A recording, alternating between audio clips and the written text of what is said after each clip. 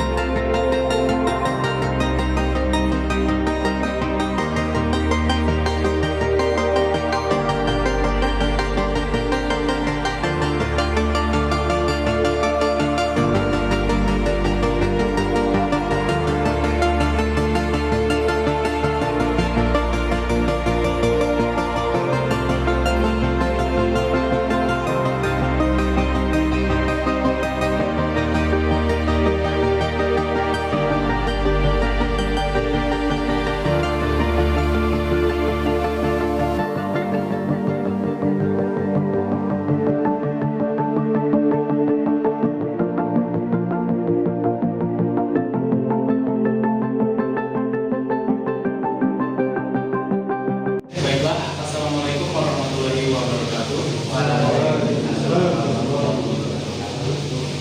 Pada kesempatan kali ini kita akan belajar mengenai keamanan jaringan dan juga data digital. Baiklah, untuk selanjutnya bisa diperhatikan PowerPoint ini.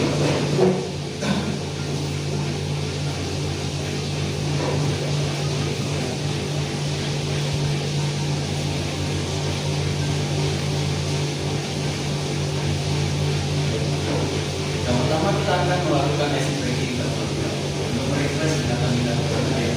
Mungkin ada yang tahu apa ataupun ada yang ingin memberikan pendapat terkait apa itu keamanan data atau keamanan jaringan? Tidak, belum tahu. Ada. Oke, kalau tidak ada, itu adalah pengertian dari keamanan data. Baiklah.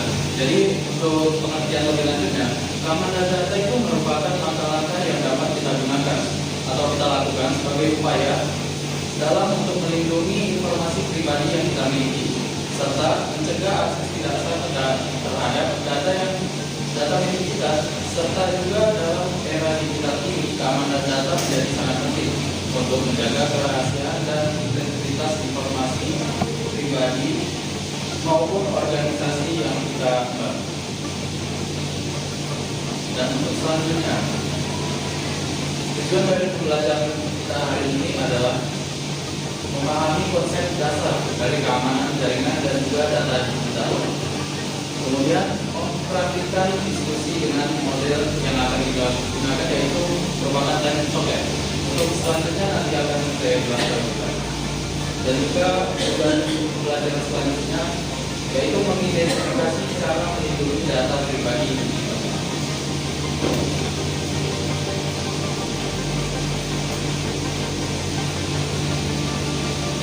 Selanjutnya, ancaman data, ancaman terhadap keamanan data. Yang pertama ada peretasan. Peretasan ini biasanya akibat oleh adanya akses yang tidak sah ke dalam sistem jaringan ataupun ke akun yang kita miliki. Jadi ada orang yang tidak dikenal mencoba untuk merusak atau mengganggu jaringan yang ataupun data yang kita miliki di database kita. Kemudian ada DDoS. Yang nomor 2, DDoS.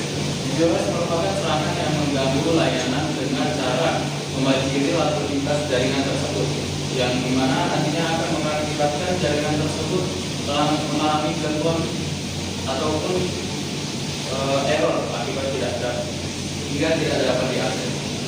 Kemudian yang ketiga ada MIDM, di mana serangan tersebut merupakan penyusupan yang dilakukan di antara dua pihak yang sedang berkomunikasi.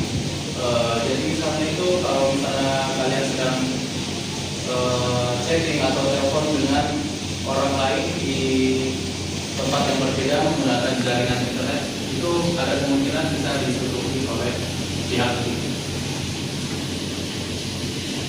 Untuk yang selanjutnya yaitu ancaman keamanan data. Ini lebih ke hardware-nya atau komputernya.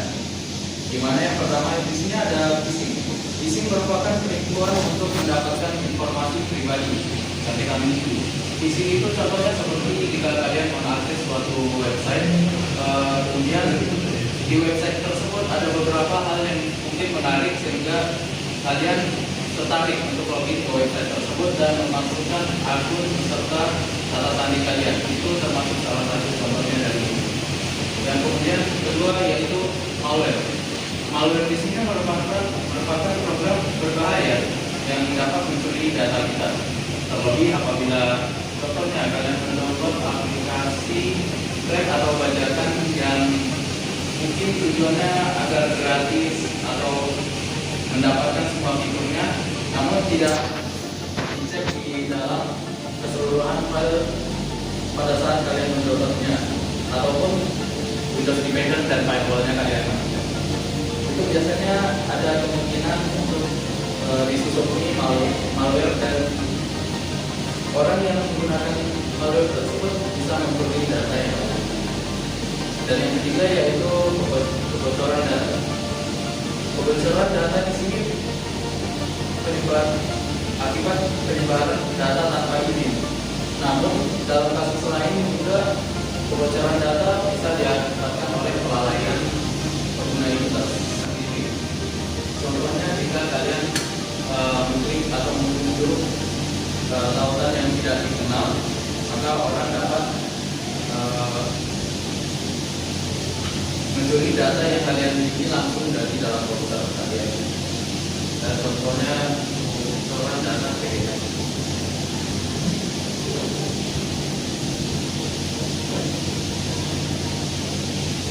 Berikutnya yaitu manfaat dari keamanan jaringan dan digital. Di sini pada saat kita mempelajari terkait keamanan dan juga dari jaringan digital ini, manfaat yang kita dapatkan pertama yaitu dapat melindungi privasi, mencegah akses tidak sah ke informasi pribadi yang kita miliki di internet.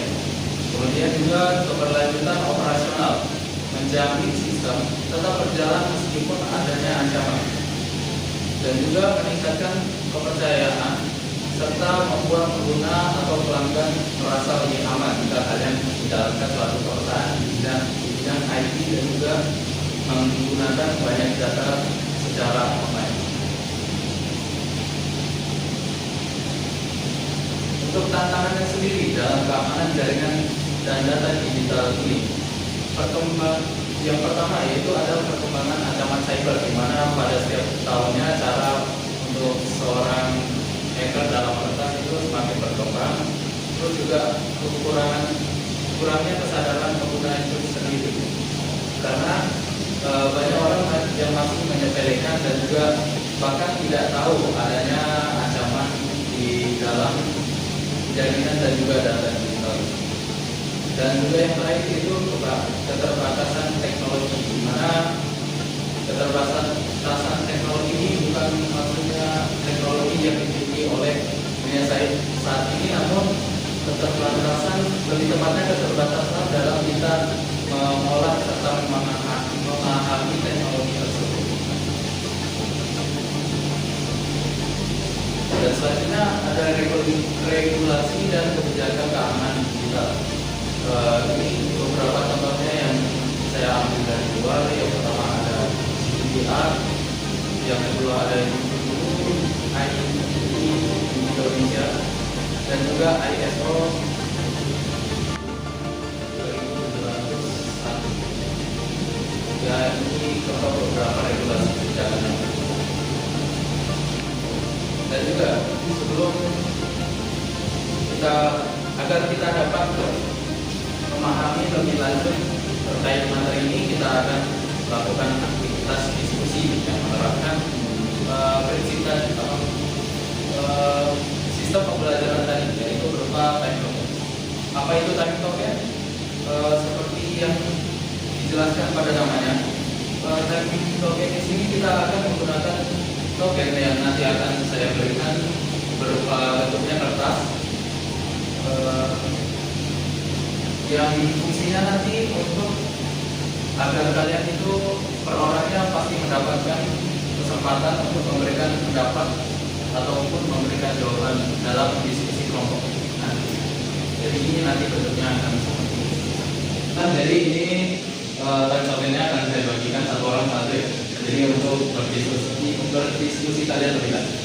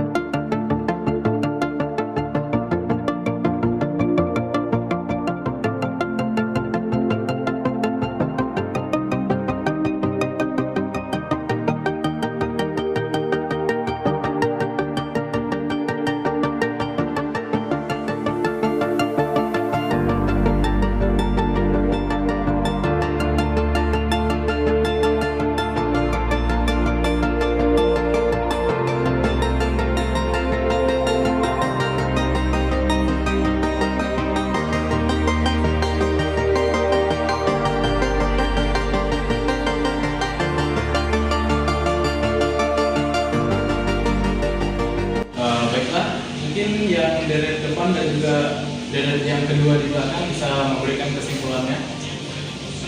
Seperti kesimpulan berdasarkan hasil diskusi kalian. Judul aja ya Pak? Ya. Ya, kalau jadi kelompok kami menyimpulkan bahwa pentingnya kata sandi yang kuat dan unik. Kalau kami sepakat bahwa menggunakan kata sandi yang kuat yang tidak sama di berbagai akun adalah cara penting. Kalau dari saya sendiri sih lebih menekankan di backup data secara berkala. Karena dari mereka ada yang berpendapat bahwa pentingnya edukasi dan kesadaran digital untuk mencegah hal-hal yang tidak diinginkan. Oke, bagus sekali. Oke, selanjutnya kelompok di belakang itu. Menurut kelompok kami, kelompok 2, yaitu yang pertama peran autentifikasi dua faktor atau 2FA. Kelompok sepakat bahwa menggunakan autentifikasi dua faktor sangat penting untuk menambahkan lapisan keamanan ekstra pada digital, terutama untuk perbankan atau media sosial. Yang kedua yaitu waspada terhadap tautan dan email mencurigakan. Serangan phishing seringkali memanfaatkan email atau tautan palsu. Kelompok menekankan untuk selalu memeriksa alamat URL dan menghindari mengklik tautan mencurigakan. Yang ketiga yaitu pentingnya firewall dan antivirus. Firewall dan antivirus menjadi alat penting untuk melindungi perangkat dari serangan malware. Memastikan software ini selalu diperbarui juga menjadi perhatian utama kelompok. Dan yang terakhir yaitu kesadaran terhadap kebocoran data. Kelompok mendiskusikan pentingnya memahami bahwa kebocoran data dapat terjadi bukan hanya karena serangan, tetapi karena kelalaian pengguna juga. Oleh karena itu, berhati-hati dalam membagikan informasi pribadi di media sosial menjadi hal yang krusial. Itu dari kelompok kami. Oke, baik sekali dari kelompok kedua. Terima kasih atas penjelasannya yang sudah sangat lengkap sekali. Oke, mungkin sekian saja untuk pembelajaran kita pada hari ini. Tidak ada tugas untuk pertemuan selanjutnya. Alhamdulillah. Akhir semester. Oke. Ya. Baiklah, assalamualaikum warahmatullahi wabarakatuh. Waalaikumsalam warahmatullahi wabarakatuh.